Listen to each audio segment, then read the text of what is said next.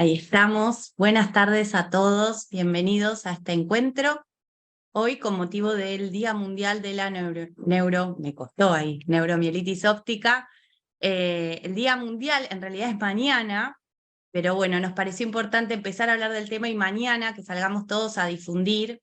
Es una patología poco frecuente, ya les van a contar los doctores acá, pero bueno, queremos que mañana podamos ser la mayor difusión posible de esta patología y que todos sepan de qué se trata.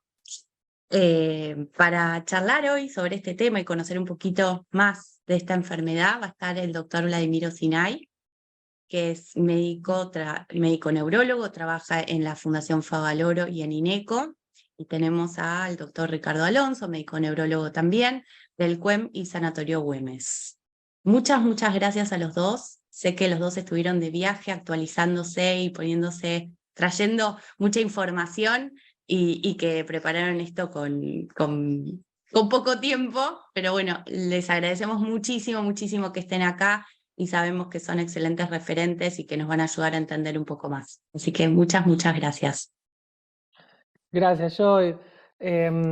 No, al contrario, gracias por la invitación. La verdad que siempre es importantísimo el trabajo que hacen ustedes en la difusión y eso, y como siempre un placer estar con Ricky.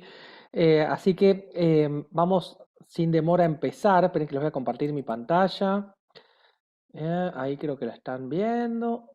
Estoy compartiendo la pantalla. Ahí están viendo, ¿no es cierto? ¿Ustedes mi pantalla? Sí, perfecto. Gracias, Ricky.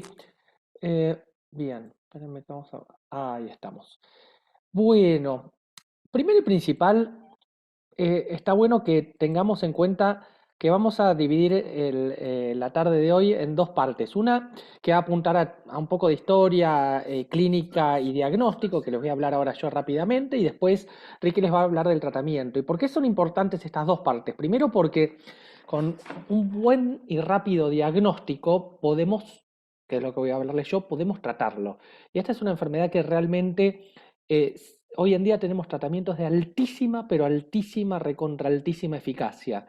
Entonces, un diagnóstico precoz, temprano, rápido y tener la posibilidad de detección de anticuerpos y esas cosas que ahora les voy a explicar de qué se tratan, nos puede cambiar la historia del futuro de los pacientes con las enfermedades del espectro NMO.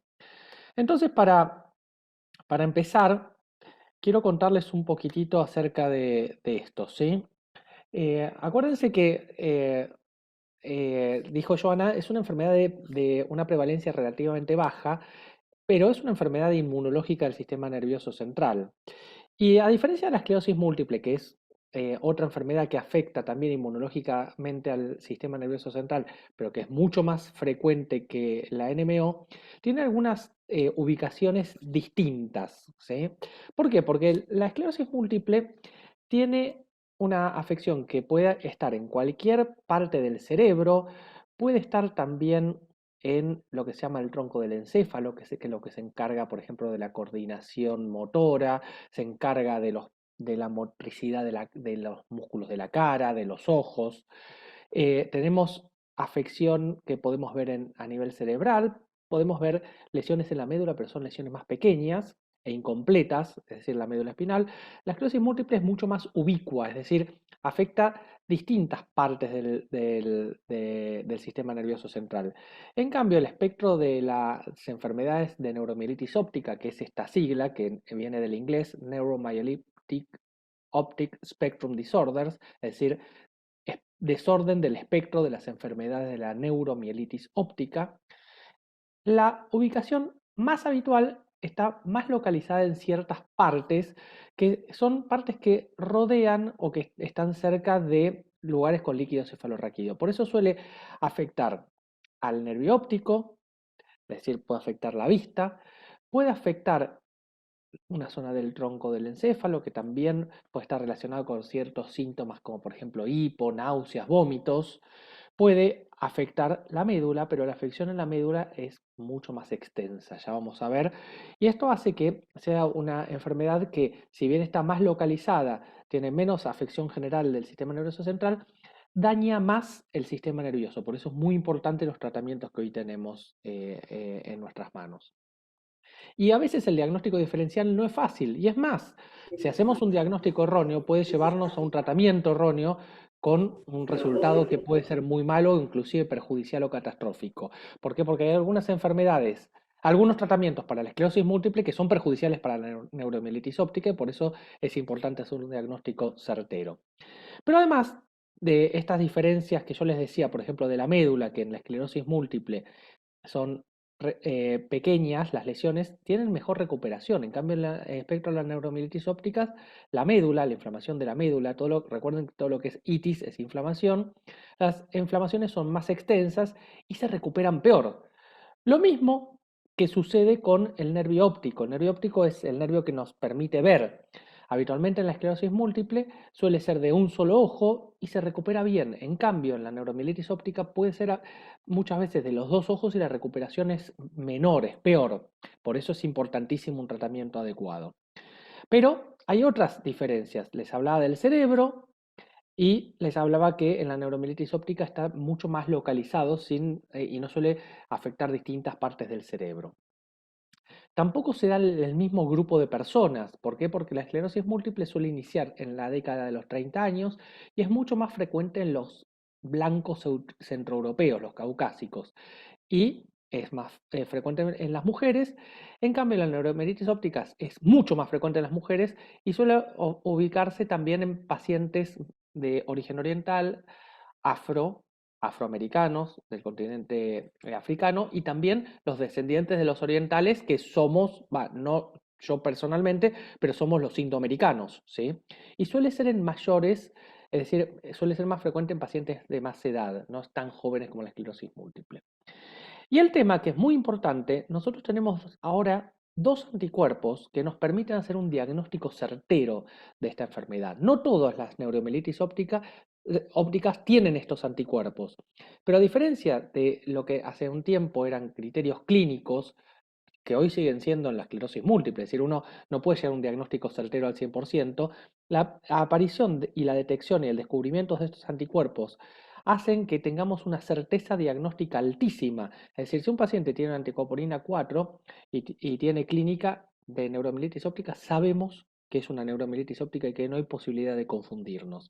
Y es por eso que tenemos ahora marcadores de sangre que nos permiten saber y hacer un diagnóstico de esta enfermedad. Entonces, a ver, me parece que hay un micrófono abierto de Cintia Santucho.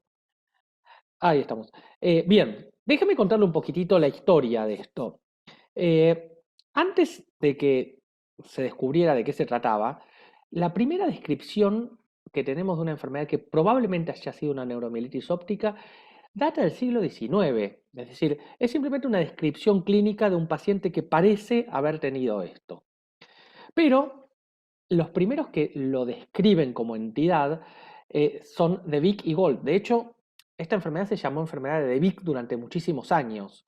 Lo que describía era que aparecía inflamación del nervio óptico y de la médula. Y tampoco se sabía en esa época, que decían que era un solo episodio en la vida y que no se repetía.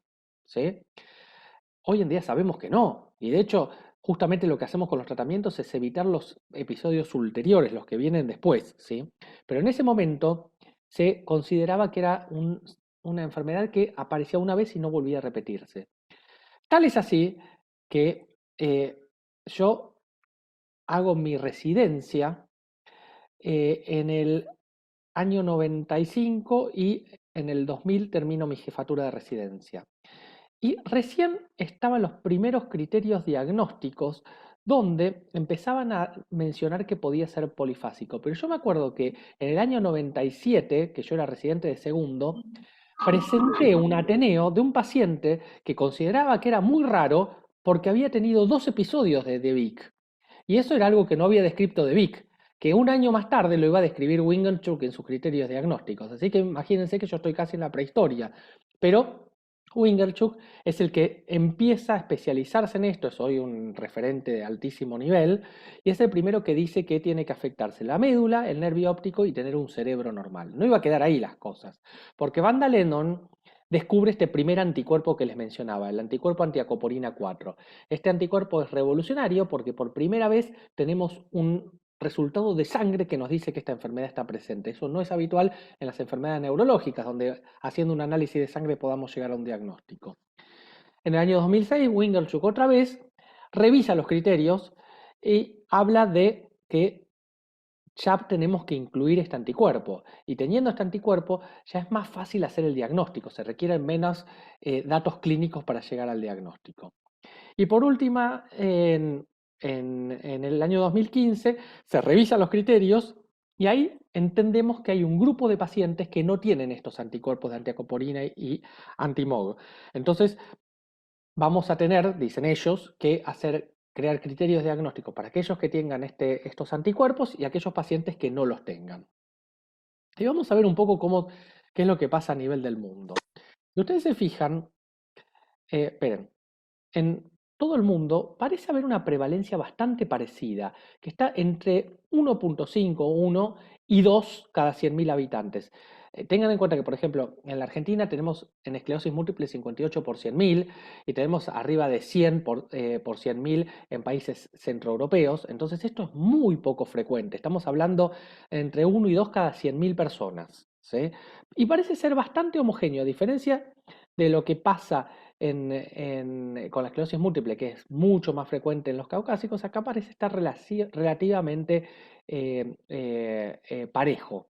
Pero veamos qué es lo que tenemos de Latinoamérica. ¿Sí? Acerquemos un poquitito el mapa y hay algunas cosas publicadas. Y vemos que salvo cosas muy raras como la Martinica francesa, donde tenemos mucha raza africana, y por consiguiente probablemente se relacione a eso esta altísima prevalencia, lo que podemos deducir de los datos que tenemos en la Argentina, ¿sí?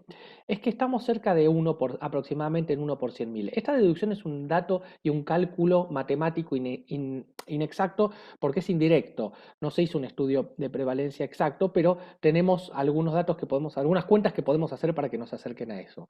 Pero si ustedes se fijan, más o menos estamos con esa prevalencia. ¿Y cuáles son las características clínicas? Bueno, primero, que es recurrente. Como les decía, a diferencia de lo que describió De Vic al principio de la historia, aparecen nuevas recaídas. Y esto es importantísimo porque son las recaídas las que generan discapacidad. A diferencia de la esclerosis múltiple, no hay progresión de la discapacidad independientemente de las recaídas. Si nosotros controlamos las recaídas, controlamos la enfermedad. Es decir, si el paciente no tiene recaídas, el paciente no tiene nada. Los pacientes que tienen este anticuerpo tienen una tasa anual de recaídas alta. Es decir, eso significa que tenemos más de una recaída por año si no hacemos nada. Suele afectarse la médula, el nervio óptico, a veces los dos lugares al mismo tiempo y mucho menos frecuentemente otras áreas del sistema nervioso. La edad, como les decía, de inicio es alrededor de los 40 años. Suele ser más frecuente en mujeres, no es imposible que sean hombres, y el riesgo de descendientes de raza africana o asiática se duplica. Y estos anticuerpos, primero, se hacen en sangre, no se hacen en el líquido cefalorraquídeo. No hace falta punzar al paciente, salvo que uno quiera hacer un diagnóstico diferencial con una esclerosis múltiple. Pero si uno hace el análisis y este anticuerpo positivo, no hace falta hacer una punción lumbar. Sí, hay que hacerlo en ciertos lugares determinados. Entonces ustedes van a ver que sus médicos le dicen, bueno, vayan al Durán, vayan a Fleni, háganlo en ciertos lugares porque hacerlos en otro sitio no nos sirve. Es decir, hay que usar una metodología que es un poco más cara y que muchas veces las obras sociales no los cubren, pero que es importante hacerla, ¿sí? De todas formas, se puede conseguir porque hay unos laboratorios que nos apoyan y se puede hacer el análisis de forma gratuita. Si pregúntenle a sus médicos en este sentido.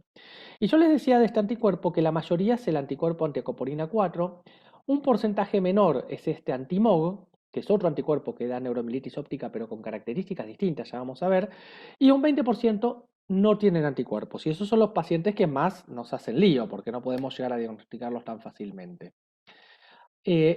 No marca pronóstico. Si uno tiene anticuerpos altos o bajos, no nos marca un pronóstico, ni tampoco la presencia o la desaparición nos hablan de riesgo de recaídas.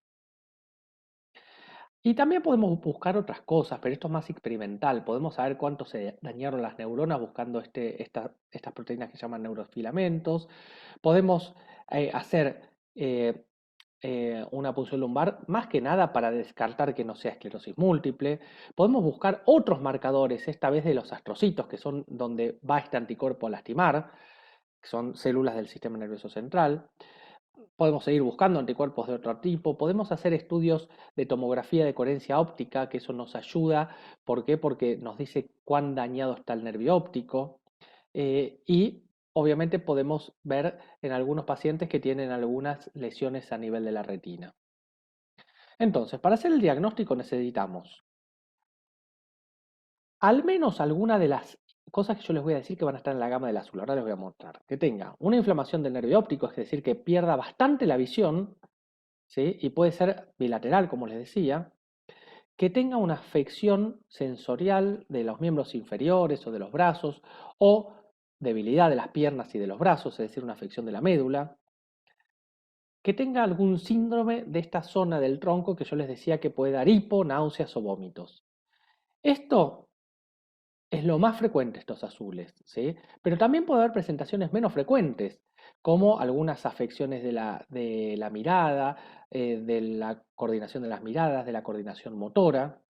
Puede haber episodios asociados a cambios de las funciones automáticas, como control de la temperatura, control del sueño, control de la orina y de los metabolitos o los iones que hay en la sangre, trastornos del hambre, ¿sí? Y también hay casos en que los pacientes pueden debutar con inflamación del cerebro, ¿sí? Pero un solo de estos episodios más antiacopolina 4 nos da el diagnóstico, ¿sí? Puede que tengamos antiacopolina 4 negativo, es decir, que no lo podamos, que sea negativo, entonces vamos a necesitar 2 síntomas y al menos uno de estos 3 primeros de los azules que yo les dije, ¿sí? Y después hay algunas presentaciones mucho más raras, ¿sí? Que van a ser de diagnóstico más difícil. Entonces, espérenme que quiero ocultar esto. No puedo. Bien, entonces, cuanto menor tiempo de enfermedad es igual a más recaídas, más en los descendientes afroamericanos y asiáticos. Hay otras enfermedades que pueden asociarse, inflamatorias, puede haber tiroiditis, infecciones u otras cosas. Hay que tener cuidado en el último trimestre del puerperio. Estas son ciertas precauciones que debemos tomar. Y un tratamiento precoz de las recaídas con esteroides, a veces hay que hacer plasmaféresis y, por supuesto, los nuevos tratamientos que aparecieron ahora que nos permiten cambiar la historia. Si estas drogas modificadoras de enfermedad que nos va a hablar Ricky ahora en un rato, nos cambiaron la historia de esto. Pero, para empezar a complicar las cosas, yo les hablé mucho de este anticuerpo antiacopolina 4, pero les dije que había otro anticuerpo también, que es el antimog. Entonces, este grupo de síndromes de la neuromielitis óptica, tenemos dos anticuerpos diferentes y las características clínicas de uno y otro no son exactamente iguales. Si bien las dos conjugan esta neuritis óptica y la afección de la médula, el MOG suele hacer mucho más afección cerebral.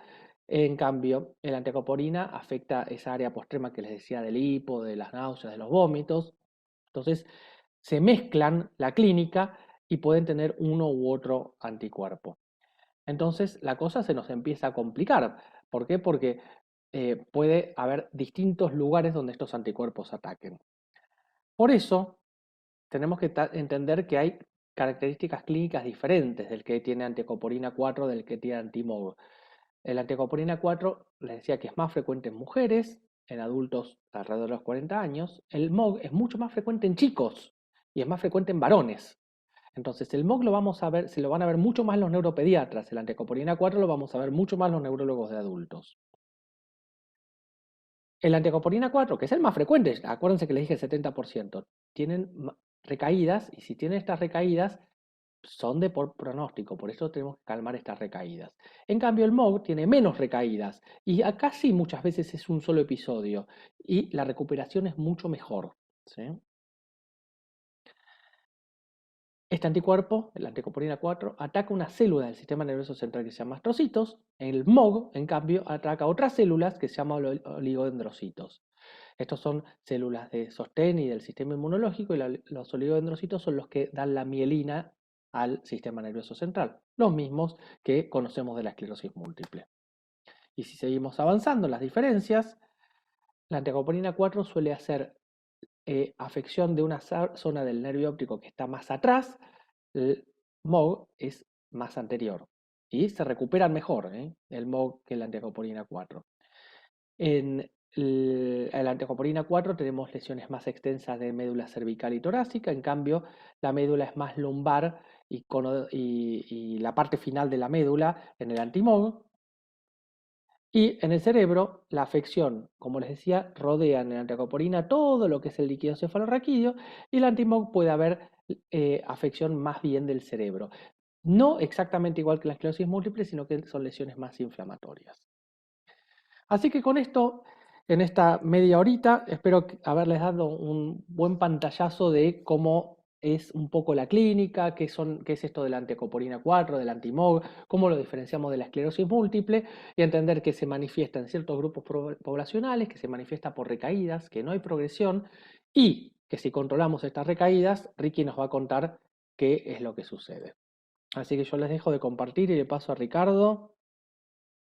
Bueno, excelente, Vladi. Muy clara la presentación y me das pie un poco para contar qué hacemos cuando diagnosticamos a un paciente con neuromielitis óptica. Avísame si estoy compartiendo la presentación, ¿no? Por ahora no, Ricky. Ok. Ahora hacemos... Dame un segundo. A ver si ahora sí sale. Ahora sí, Ricky. Perfecto.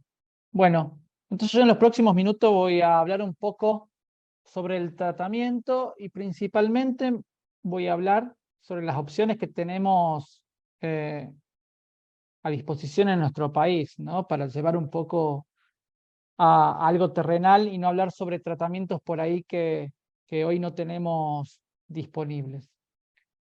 Entonces, cuando uno se pregunta cuáles son los tratamientos, lo primero que tenemos que dividir es qué tipo de tratamiento, cuál es el abordaje que vamos a hacer con nuestros pacientes. Y muy parecido a otras enfermedades inflamatorias, tenemos como 3 abordajes a tener en cuenta como los pilares más característicos. El tratamiento agudo cuando identificamos una recaída o un brote. El tratamiento más crónico para evitar que estas recaídas se repitan.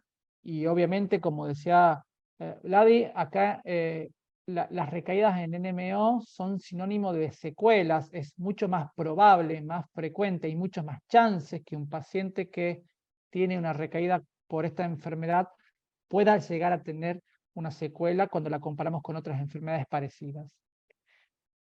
Y el tercer abordaje terapéutico tiene que ver con el tratamiento sintomático y rehabilitador. Cuando vamos a hablar entonces de qué hacemos cuando un paciente tiene una recaída, y también me voy a parar en un concepto que recién tocó Vlad y que tiene que ver con lo precoz del diagnóstico, uno debería abordar un tratamiento agudo lo antes posible. Hay diferentes estudios en diferentes partes del mundo con diferentes cortes de pacientes, donde se pone de manifiesto que cuando uno trata con anterioridad o de forma precoz a un brote de neuromielitis ópticas, las chances de un resultado favorable, exitoso, son muchísimos mayores. Y cuando hablamos de precoz o cuán precoz, son días. O sea, se sabe que si uno hace un tratamiento identificando un brote en los primeros 2 a 3 días de aparecido el brote o la manifestación clínica, las chances de recuperación son mucho mayores que cuando lo tratamos después de las 72 horas. O sea, cuanto antes, siempre es mejor. Ahora, ¿con qué? La pregunta a resolver es, eso va a depender. En la gran mayoría de los casos, vamos a utilizar dosis altas de corticoides. Todos conocen que los corticoides vienen en diferentes posologías. Una de ellas, o una de las preparaciones, es la preparación endovenosa. Se dan dosis muy altas de corticoides a través de la vena, pero muchas veces este tratamiento no va a alcanzar, entonces también vamos a necesitar ampararnos de un mecanismo de tratamiento mucho más complejo que se llama plasmaféresis. La plasmaféresis lo que hace es filtrar, es como si fuese un mecanismo muy parecido a la diálisis, si bien no es nada parecido en algún tipo de mecanismos. Lo que hace es filtrar moléculas inflamatorias, las saca del torrente sanguíneo y después lo que se hace es devolver la sangre de alguna forma limpia para llamarla con términos coloquiales. tanto los corticoides como la plasmaféresis en general son los tratamientos más utilizados para abordar un brote. Hay pacientes que solamente van a necesitar dosis altas de corticoides y hay pacientes que ya van a necesitar, además de los corticoides, agregar plasmaféresis. Muchas veces puede pasar que un paciente no se recupere muy bien con corticoides, y esto ya lo tenemos como un antecedente, y en el próximo ataque, en la próxima recaída, ya sabemos que probablemente el mejor abordaje es utilizar plasmaféresis desde el inicio. De hecho, hay diferentes estudios que muestran que para ciertas situaciones el tratamiento conjunto con corticoides y plasmaféresis parecería ser la mejor opción. Entonces, un poco para resumir, el tratamiento del brote sería este: corticoides más plasmaféresis en la mayoría de los casos. Ahora bien, cuando vamos a abordar el tratamiento crónico, es muy importante el diagnóstico correcto.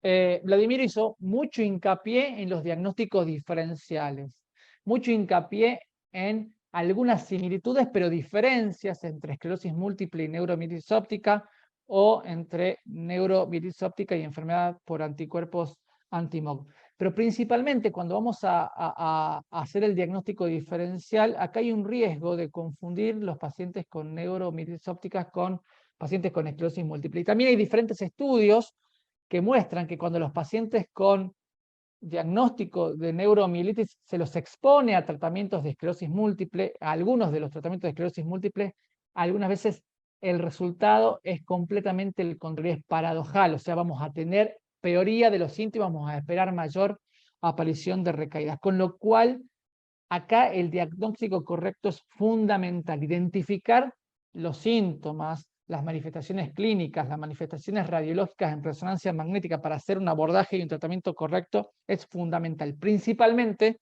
cuando nos confundimos un paciente con neuromielitis óptica a esclerosis múltiple. Por ahí la diferencia entre neuromielitis óptica asociada a anticuerpos AQP4 y anti-MOG, en algunos casos cuando se utilizan algunos tratamientos genéricos, no vamos a tener este efecto deleterio de los tratamientos para esclerosis múltiple.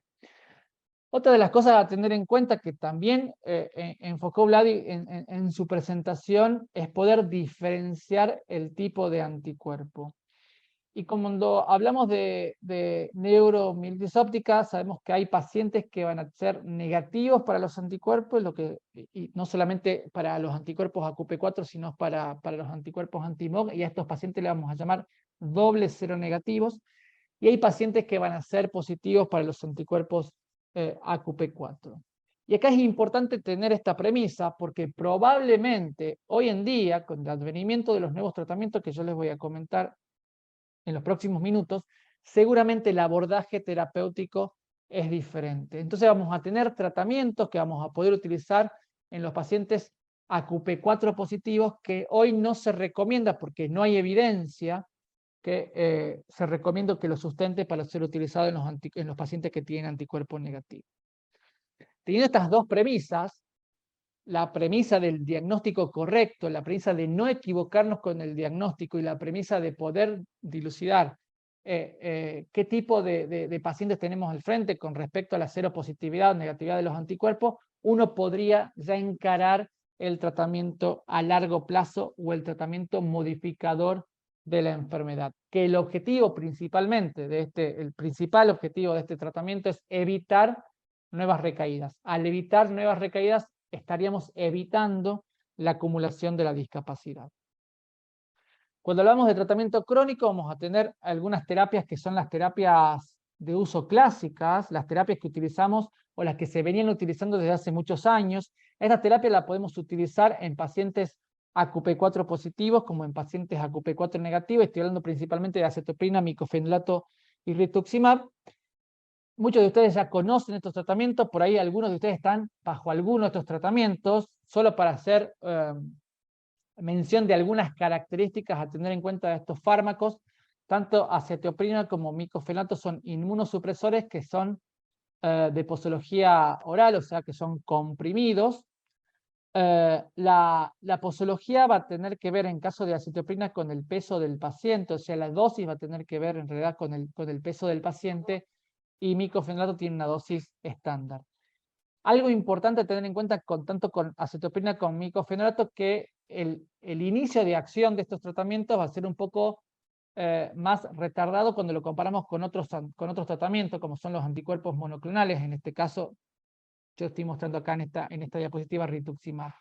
Entonces, como estos tratamientos van a tardar en actuar, lo que hacemos habitualmente es cuando identificamos un paciente con diagnóstico de neuromielitis óptica, es dar durante un tiempo prolongado, entre 3 a 6 meses, corticoides. Al dar corticoides, lo que vamos a hacer es evitar que el paciente tenga recaídas hasta que la medicación actúe. Una vez que la medicación actúa, ya podemos retirar en forma, los corticoides los llaman en tapering, que vamos retirando de a poquito, porque no se puede retirar de una sola vez, o sea, no se puede retirar en forma brusca los corticoides, y el paciente solo quedaría con acetopina y micofenolato. Otro tratamiento que son los tratamientos clásicos, denominados clásicos, y que también tenemos en Argentina, es el rituximab, que es un anticuerpo monoclonal, que acá la posología, como pueden ver acá en esta gráfica, es completamente diferente, y la posología es endovenosa. Lo interesante de este tratamiento, que es un anticuerpo monoclonal sumamente extendido en el mundo, y no solamente se usa en neurología, también se lo usa en reumatología, en oncología, o sea que el conocimiento sobre este anticuerpo, sobre esta medicación, es altísimo en la medicina en general, no solo en neurología. O sea que se conoce lo bueno y también lo malo, se sabe también cómo controlar los efectos adversos de este tratamiento. Hay diferentes dosis, por ahí la dosis más utilizada, la dosis que es más fácil de manejo para nosotros los neurólogos, es la de dosis fija. Hay dosis que se utiliza a través de un cálculo por superficie corporal, y este tratamiento va a requerir ciclos de cada 6 meses. O sea, cada 6 meses el paciente va a estar expuesto a este tratamiento. Algo interesante también que vale la pena mencionar de rituximab cuando lo comparamos con acetoprina y micofenolato, que hay diferentes estudios que trataron de comparar, hicieron el esfuerzo de comparar en diferentes cortes del mundo. Acá solo muestro un ejemplo. La eficacia, o sea, cuánto estos tratamientos podían evitar la aparición de nuevas recaídas, y en esta comparación siempre sale favorable rituximab. O sea que si tendríamos la posibilidad de elegir entre estos 3 tratamientos, que son los tratamientos denominados clásicos en pacientes con neuromielitis óptica, seguramente uno se tentaría, sería mejor la elección de un anticuerpo monoclonal. No solo por la eficacia que está aprobada, sino también porque el mecanismo de acción, o sea, o el tiempo en que la droga hace su efecto es mucho menor comparado contra las drogas orales. Algo a tener en cuenta con acetoprina, con micofenolato y con rituximab, es que hoy en Argentina y en el mundo se lo usa tanto en pacientes con anticuerpos positivos como en pacientes con anticuerpos negativos. O sea que si tenemos nosotros un paciente que le dosamos los anticuerpos y estos anticuerpos vienen negativos, nosotros podríamos utilizar indistintamente cualquiera de estos 3 tratamientos en caso que se decida iniciar un tratamiento. Y si viene positivo y no tenemos acceso a los nuevos tratamientos, también se podrían utilizar cualquiera de estos 3 tratamientos.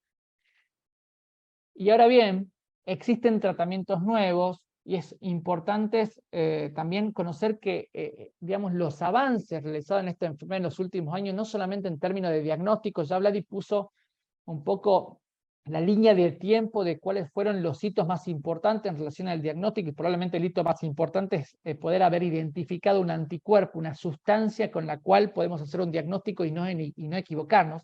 Es un diagnóstico inequívoco. Tenemos el anticuerpo positivo y no nos equivocamos del diagnóstico. Pero no solamente los avances vinieron desde la línea del diagnóstico o de poder identificar el pronóstico, de poder hacer estos nuevos criterios que pueden dividir las aguas en pacientes positivos y pacientes negativos, sino también hay un gran avance en términos de tratamiento. Y lo interesante con respecto a los avances en términos de tratamiento, que han empezado a aparecer en los últimos años moléculas sumamente novedosas que van a actuar y se van a interponer en la cascada biológica o fisiopatológica, como hablamos nosotros los médicos, de esta enfermedad. Y son piezas fundamentales, porque al interponerse en esa cascada, todo el mecanismo que lleva a la aparición de los síntomas se bloquea, y así es la gran eficacia. Hoy en Argentina tenemos disponibles 2 tratamientos nuevos, que ya no son tan nuevos porque ya tienen varios meses en nuestro país, y que tienen que ver que tienen un lugar específico para los pacientes que son AQP4 positivos, para aquellos pacientes que son positivos para este anticuerpo. Para aquellos pacientes que son negativos para este anticuerpo, no estaría recomendado su uso porque los ensayos clínicos que se hicieron para poder demostrar la eficacia de estos tratamientos no demuestran eficacia en los pacientes AQP4 negativo. El primer tratamiento que les voy a mencionar es el Satralizumab. Satralizumab, como pueden ver acá, en la foto salió un poquito pixelada la foto. Es un anticuerpo monoclonal que, como novedad, tiene su posología, que su uso es una inyección subcutánea. O sea, acá no necesitamos ponerle una vía al paciente ni pasarle una medicación endovenosa, sino que su uso es subcutáneo. Y algo también interesante para aquellos familiares de niños y niñas con esta enfermedad, su uso también está aprobado en pacientes mayores de 12 años. Con respecto a la posología, su uso es mensual, salvo el primer mes que se da la dosis de carga, como dice acá en la diapositiva, la primera dosis, después tiene una segunda dosis a las 2 semanas y la tercera dosis 2 semanas posteriores, y después sí se hace un tratamiento cada 4 semanas.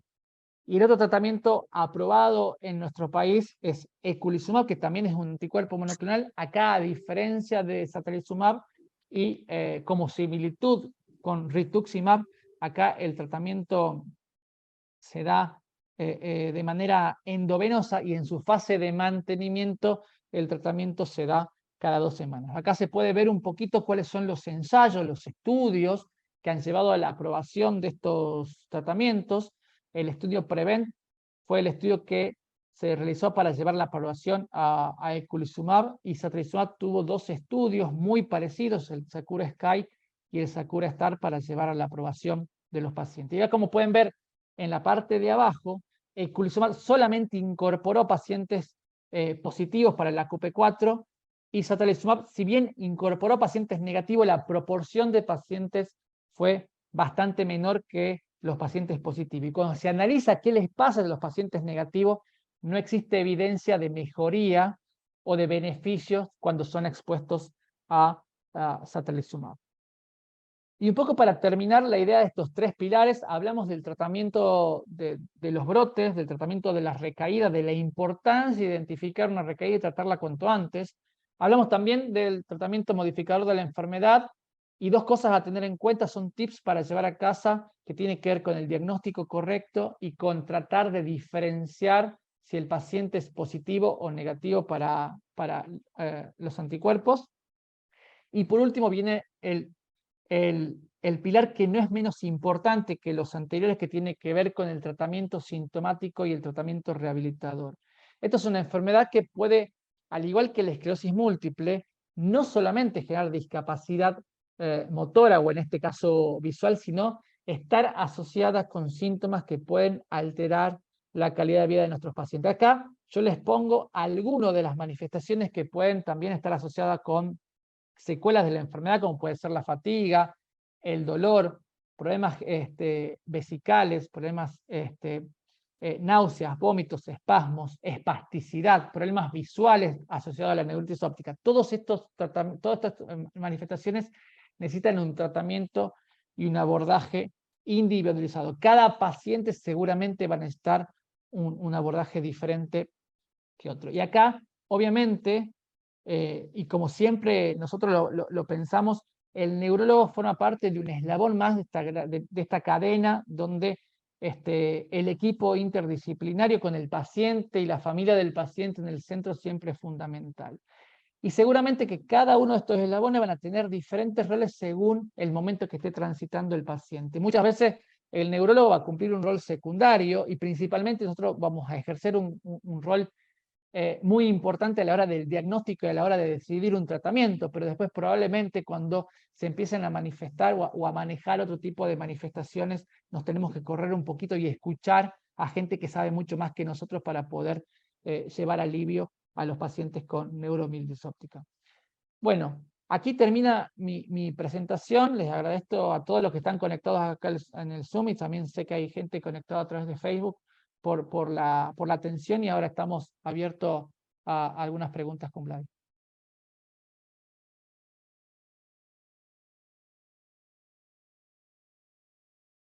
Muchas gracias. Cuánta información. Ahí hay, a ver, mi tratamiento es satralizumab. Comencé en julio las aplicaciones, a partir de ahí comencé con dolores en las piernas y brazos. Es por la medicación. Ahí, Ricky, vos habías puesto algunos de los efectos adversos, ¿puede ser? ¿O A no? ver, satralizumab es una de las drogas más utilizadas, de las nuevas drogas más utilizadas para los pacientes AQP4 positivos. Tiene, digamos, dentro de las drogas que hoy se utilizan en Argentina, tenemos dos, satralizumab y eculizumab, y satralizumab tiene como la ventaja de tener esta posología que por ahí es un poco más amigable a la hora de saber que el paciente se va a inyectar en forma subcutánea. Con respecto a los efectos adversos de satralizumab, están los efectos asociados a las inyecciones, que en general son muy bajos cuando vemos los estudios pivotales, y cuando lo tratamos de comparar con otros tratamientos inyectables, como pueden ser los interferones para la esclerosis múltiple u otros tratamientos para otras enfermedades. La verdad que las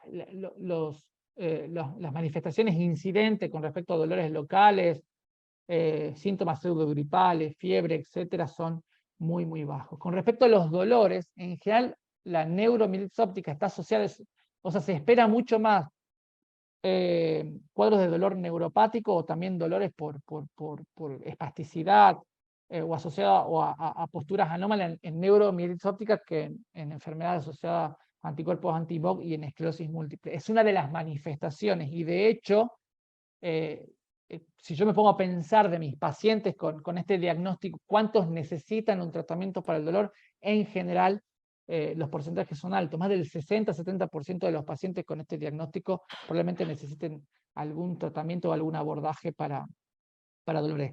No creo que esté asociado con el tratamiento, y puede ser una mera casualidad de que el tratamiento o que la paciente comenzó con dolor asociado al tratamiento. No sé, vos, Vladis, si tenés No, me alguna parece que está consideración. completísimo. Hay una pregunta, la siguiente es de Ivonne, acerca del tratamiento con Actemra. Eh, eso es tocilizumab. El Sí. tocilizumab eh, no lo tenemos disponible directamente en Argentina, pero se puede llegar a conseguir, ¿sí? Yo tengo uno o dos pacientes con tocilizumab y es uno de los tratamientos que son efectivos para esta enfermedad, sin duda. Siempre hablando de anticoporina 4 positivo. Espérame, Sí, a ver. yo ahí lo puse como al pasar a tocilizumab. Está dentro de los tratamientos que se utilizaban antes de que tengamos los tratamientos nuevos, y cuando analizamos cómo actúa el fármaco, o sea, la forma en biológica en cómo actúa el fármaco, es muy similar a satralizumab, que sería como la versión mejorada, la versión modificada y mejorada de tocilizumab. Pero sí, todavía hay algunos pacientes, y por ahí, por cuestiones de acceso algunas veces a los nuevos fármacos, uno elige los fármacos clásicos, ¿no? ¿Hasta cuándo damos el tratamiento de mantenimiento con eculizumab en el caso de decidirse por ella? Bueno, esto, si bien en los tratamientos nosotros hablamos de alta eficacia, no son curativos. Es decir, los tratamientos no curan la enfermedad, pero la mantienen absolutamente aplacada y aplastada. El eculizumab es una medicación de altísima eficacia, pero tenemos que mantenerla, ¿sí? A largo plazo. Y hay una pregunta acá muy interesante de Felipe Castillo acerca de los títulos, medir título de anticuerpos posterior al diagnóstico, y si es bueno realizar seguimiento en tratamiento, solo consideramos en debut de la enfermedad. Y acá tenemos que dividir entre la coporina y el antimog, porque la respuesta es completamente distinta. La anticoporina no nos habla ni de pronóstico, ni de riesgo de recaídas, ni ese tipo de cosas, sino que se suele hacer en el momento del diagnóstico, y no es necesario repetirlo a largo plazo. ¿Por qué?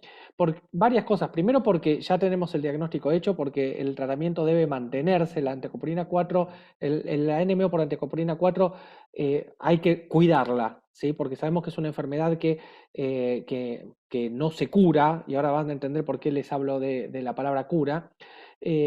Muchos de los tratamientos inclusive hasta pueden negativizar a veces los niveles de anticuerpo, entonces que nos aparezcan negativos pueden ser un negativo asociado al tratamiento, con lo cual no hay que seguirlo. Pero muy diferente es el antimog. El antimog es completamente distinto porque a diferencia del anticopolina 4, no sé si se acuerdan cuando les hablé hace un ratito que el antimog es más frecuente en chicos, el antimog puede negativizarse y el negativizarse nos habla de curación de la enfermedad. Es decir, el antimog es una patología que puede no ser crónica para toda la vida, a diferencia de la anticopolina 4. Entonces, en muchas ocasiones tenemos que hacer controles en los chiquitos que han tenido una inflamación del sistema nervioso central que se llama ADEM y empezamos con tratamientos durante un tiempo determinado. A veces tenemos que usar corticoides o otros medicamentos. Después de un tiempo los volvemos a dosar para ver si podemos ir sacando remedios. Entonces, depende un poco de cada una de las patologías, de la situación del paciente y del tipo de anticuerpo que tengamos. Y acá, Ricky, hay una pregunta difícil, que te la dejo a vos, obvio. Bueno, Lorena dice, buenas tardes, yo tengo esclerosis múltiple y mielitis óptica. Tenía en el primer brote, se ve que tuvo una mielitis o una afección del nervio óptico. ¿Tengo que volver a hacerme algún estudio de anticopolina 4? Bueno, Espera, y de paso esto y Cintia pregunta atrás, ¿se puede tener esclerosis múltiple y esto, es decir, bueno, neomielitis óptica y todo está, esclerosis múltiple? está todo un poco relacionado y también está relacionado un poco a la pregunta de Felipe. Acá hay que tener en cuenta esto, lo que decías vos, Vladi. Una vez que tenemos el diagnóstico y el AQP4 positivo, no necesitamos medir y seguir pidiendo AQP4 para ver si decidimos con eso suspender el tratamiento. ¿Sí? Eso está perfecto, la idea que vos dejaste. Ahora, ¿qué pasa cuando tenemos alta sospecha clínica y el anticuerpo es negativo? Si tenemos alta sospecha clínica y el anticuerpo es negativo, uno podría hacer un retesteo. Un retesteo o más de un retesteo. No se sabe hasta cuántos retesteos, pero sí se cree que por lo menos un retesteo sería algo, una sugerencia importante porque se ha visto en algunos casos, igual los datos que hay acá son bastante escasos, no hay trabajos con grandes números de pacientes ni líneas prospectivas muy importantes, pero se sabe que cuando tenemos pacientes con características de neuromielitis óptica y estos pacientes son negativos, pueden dar positivos en caso de un retesteo. Siempre hay que tener la premisa de que el retesteo tiene que ser en condiciones lo más parecidas a las ideales. ¿Y cuáles serían? Cercano a un brote o a una recaída, porque ahí los anticuerpos suelen estar más altos en títulos, y fuera de tratamiento. O sea, antes de que nosotros iniciemos el tratamiento con corticoides o con plasmaferesis. Esas serían las mejores condiciones. Eso es punto número uno con respecto a retestear o no. El punto número dos es pensar si se pueden tener las dos enfermedades. Creo que Vladi dejó muy bien en su presentación, dejó claro de que son dos enfermedades diferentes. Son dos enfermedades diferentes que se van a afectar líneas celulares diferentes.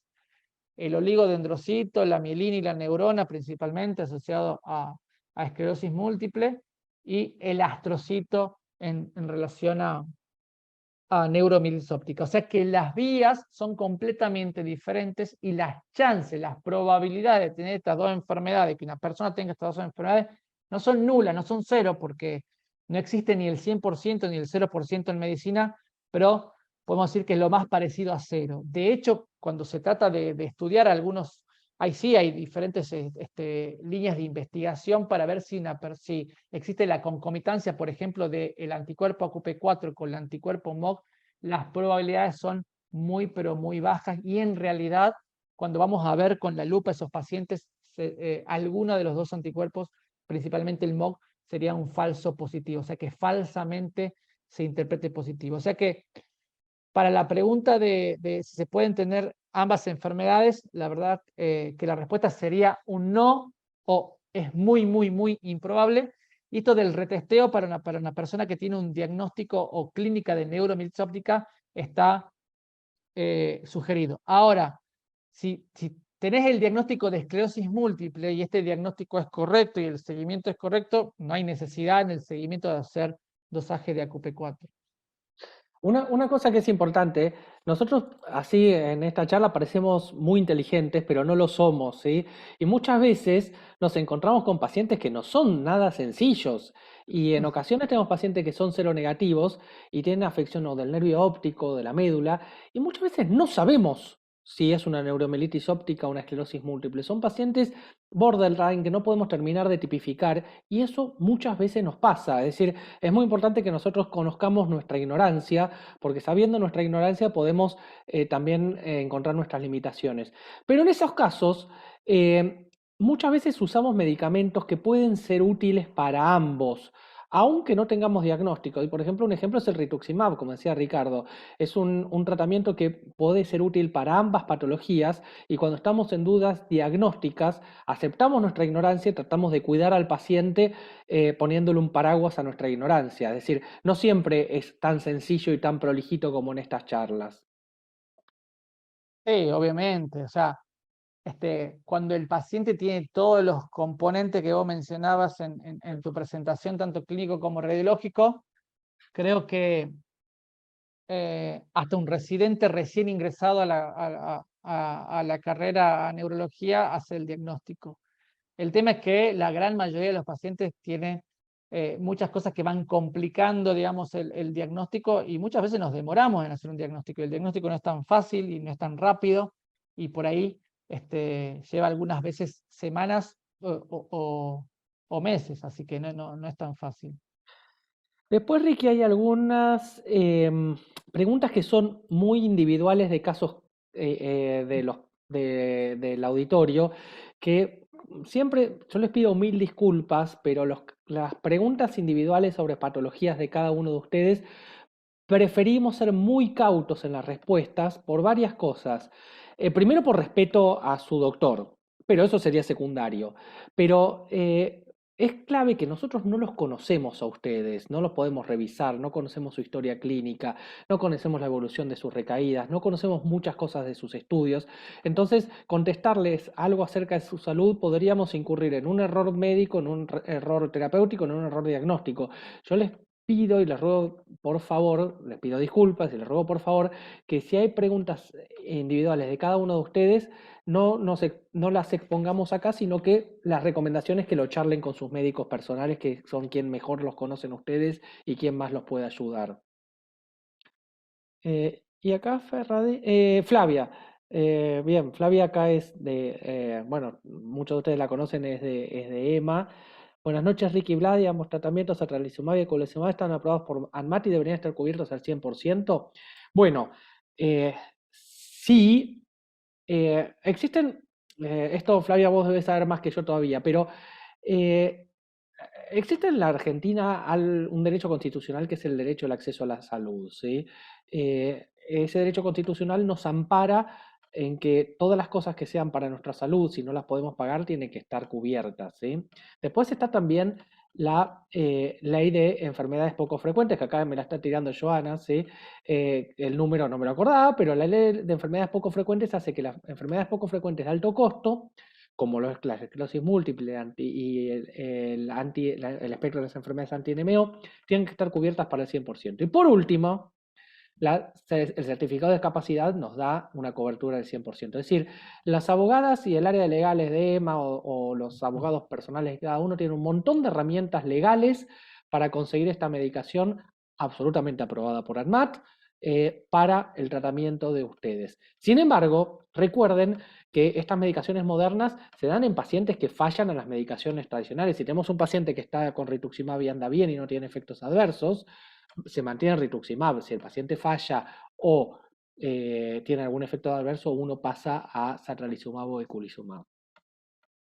Sí, y déjame solamente remarcar que estos tratamientos, tanto satralizumab como eculizumab, están aprobados para pacientes que tienen positivo los anticuerpos, el anticuerpo Por supuesto. AQP4. O Eso es sea, importantísimo, que Ricardo. el médico, para poder pedir este tratamiento, que como dice Vladi,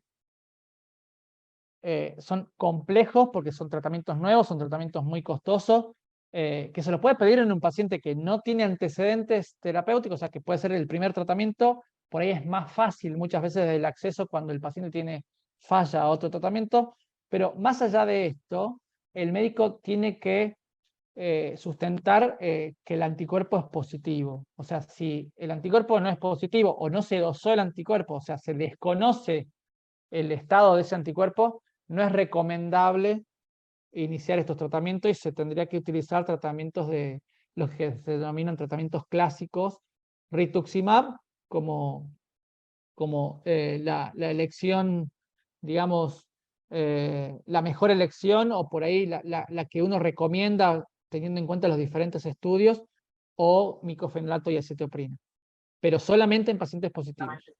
Positivos para AQP4, porque el antimog Para tampoco. AQP4, sí. Sí. Para Es decir, antimog si el tampoco. paciente es seronegativo o antimog positivo, no está aprobado por ANMAT y tampoco los estudios han demostrado eficacia en este grupo de pacientes. Por eso el satralizumab y el eculizumab se usan en pacientes con anti-NMO, AQP4 positivo. Y eso es lo que debe autorizar la obra social y tiene obligación de hacerlo.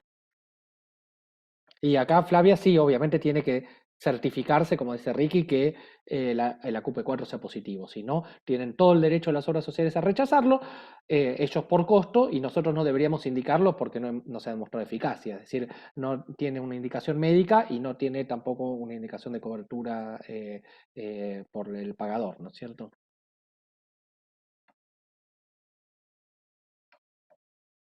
Bien, yo me parece que no hay más preguntas. No, yo no veo más preguntas. Yo sí quería consultarles.